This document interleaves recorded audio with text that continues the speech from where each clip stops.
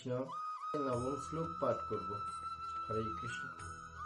মচ্চিত্তমদ্গত প্রাণা বুধায়ন্ত পরস্পরম কথয়ন্তং চ মাম নিত্যম তুষ্যন্তি চ রমন্তি চ।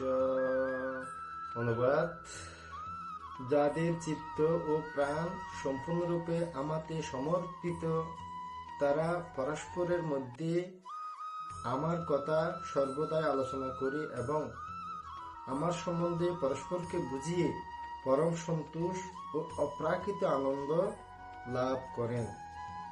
হরে কৃষ্ণ। সমস্ত বৈষ্ণবের চরণে আমার দণ্ডবৎ প্রণাম। বাঞ্ছা কল্পতরুভ্যশ্চ কৃপা সিন্ধুভ্য এব চ পতিতানাং পাবনেভ্যো বৈষ্ণবেভ্যো নমো নমঃ।